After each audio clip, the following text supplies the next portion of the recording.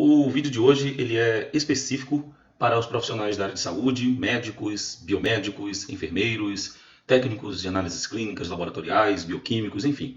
Então, se você não é da área de saúde, não precisa assistir o vídeo porque tem algumas coisas aí que você não vai compreender. Ele vai numa linguagem técnica mesmo para os colegas. Pouco tem se falado da questão dos exames para identificação da febre amarela, tanto os exames específicos como os exames inespecíficos. Se a gente for levar em consideração os hospitais do interior, as cidades pequenas, que não tem laboratório de grande porte, que não tem laboratório para fazer RT-PCR e outros tipos de exames que são mais complexos e mais demorados, a gente precisa, pelo menos, o profissional médico ter uma visão clara de como é que a doença se apresenta no ponto de vista do diagnóstico laboratorial. Além do diagnóstico clínico, que a aparência, tudo aquilo que a sintomatologia que vai ter o paciente, é importante saber também da questão do diagnóstico laboratorial. Como é que se apresenta, por exemplo, o hemograma em um paciente com febre amarela? Bom,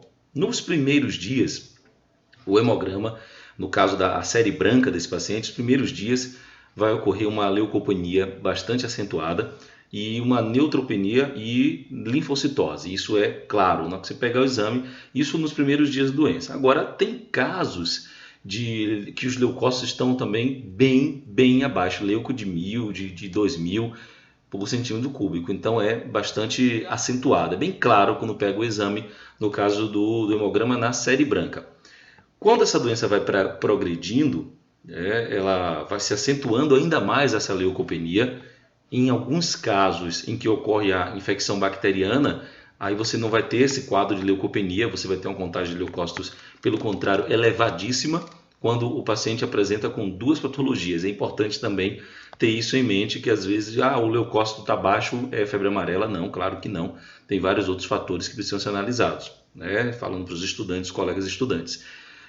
A série vermelha, ela apresenta pouca alteração.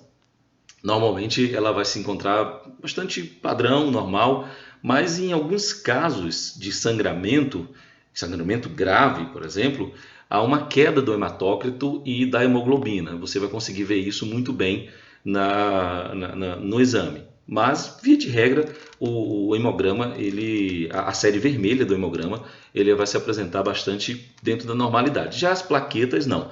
As plaquetas vai ter uma queda significativa da plaqueta, uma plaquetopenia bem acentuada. Isso, e à medida que vai evoluindo, essa plaquetopenia vai ficando ainda mais acentuada. Se você for fazer o VHS, a velocidade de hemossedimentação vai ser bastante baixo, eventualmente zero, é o que você vai encontrar.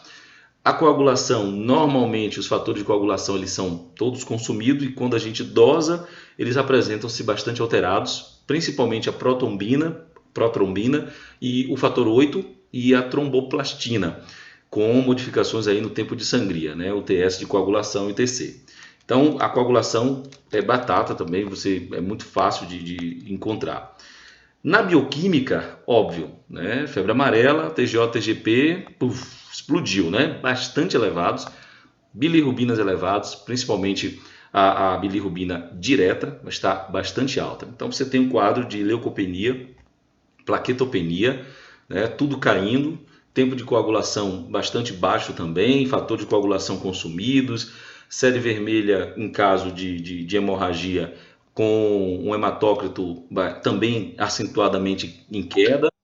Quando você vai lá para a questão bioquímica, você vê um TGO-TGP lá em cima, óbvio, né? Fígado aí envolvido tranquilamente nessa situação.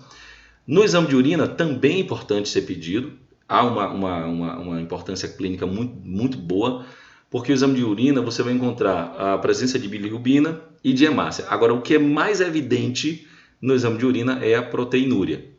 Proteinúria com valores altíssimos você vai encontrar no caso do exame de urina. Então você vê que a gente faz um apanhado aí de todos esses exames, mas é bom lembrar que esses exames eles não vão fechar diagnóstico nenhum, tá? Óbvio que na área de saúde sabe disso, não vai fechar diagnóstico nenhum, porque ainda tem os exames específicos que precisam ser feitos, né? E sem os exames específicos você não tem como dar diagnóstico de coisa nenhuma, mas você tem um quadro clínico do paciente que você já está conseguindo visualizar, vislumbrar dentro do que pode ser que aquele paciente tem. Você consegue eliminar aí várias outras doenças que não têm essas alterações. Nos exames específicos que o médico vai solicitar para o diagnóstico, que o diagnóstico definitivo da febre amarela só vem depois disso aí, depois dos exames específicos, a gente tem o isolamento do vírus que deve ser colhido inicialmente, logo nos primeiros 6 dias da doença, inicialmente, ou, no caso de morte do paciente, a biópsia do fígado, né? A partir do cultivo de células. Na biologia molecular, a gente tem alguns exames, tem bons exames também, principalmente o RT-PCR, que vai conseguir dar um quadro bastante confirmatório disso aí. O RNA, né, do vírus da febre amarela, ele pode ser facilmente identificado através do RT-PCR. Então, no soro, no plasma ou, novamente, fragmento de tecidos, especialmente o fígado, em caso de morte do paciente. Pesquisa de anticorpo, os exames sorológicos podem ser realizados também pela técnica de hemaglutinação, fixação de complemento, neutralização, ELISA também, ótimo, capaz de demonstrar os anticorpos aí da classe IgM já na primeira semana, mas nesse caso é importante, que é o mais empregado inclusive, ele é importante pela especificidade e rapidez da execução, né? O ELISA, laboratório que não usa, então pode ficar atento nessa questão aí, mas é importante destacar que, independente do teste sorológico que vai ser utilizado, o diagnóstico ele será afirmado somente pela demonstração do aumento de 4 vezes ou mais no título de anticorpos específicos. Se não for tiver isso, não tem confirmação, ou seja, identificação do aumento de 4 vezes ou mais no título de anticorpos específicos para a febre amarela, entre a amostra do soro colhida nas fases de aguda da doença e na fase de convalescença, na fase de transição da enfermidade. Então, nesses dois aí, esse é o exame confirmatório. Agora, tem limitações, Ciro? Tem, claro que tem limitações. Limitações dos exames sorológicos, principalmente, para a febre amarela. A gente tem aí a questão da possibilidade da ocorrência de reação cruzada por infecção por outro flavovírus, né? E a não discriminação de anticorpos relacionada à resposta vacinal.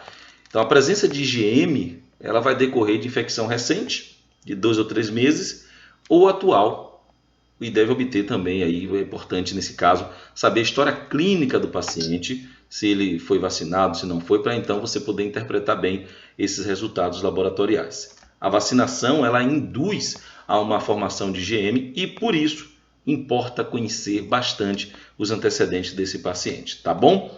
Então, basicamente isso aí, não vou entrar na detecção aí de antígeno específico por imunofluorescência de tecidos, para que não fique muito longo esse vídeo. Valeu, um abraço, tchau, espero ter ajudado.